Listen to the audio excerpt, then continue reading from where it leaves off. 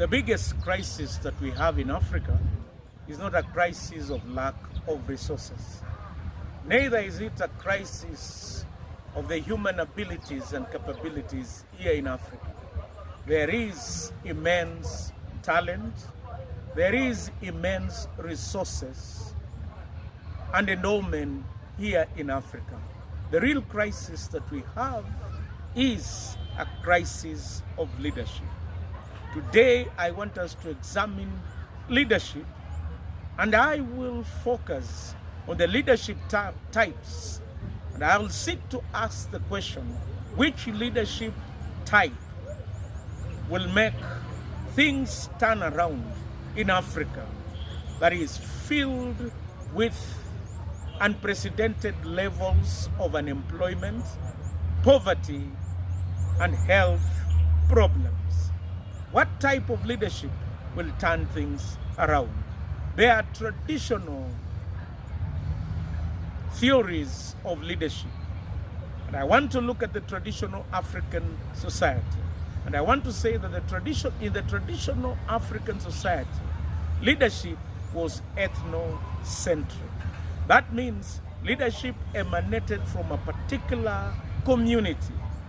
And I want to say that this is a reality in Africa. That's why the gravitating towards tribal sentiments is real in Africa. And I want to say, sometimes we have not taken time to build a nation.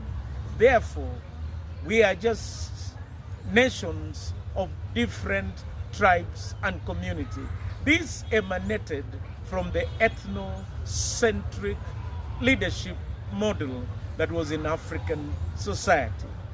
Can this model be sustainable in the contemporary society where we have nations?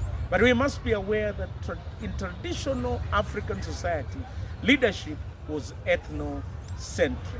Number two, leadership was not only ethnocentric, leadership was also based on the elders, the sagacity of the elders. The elders were considered wise, and they made decisions for the entire community. And elders were the spokesman of the community.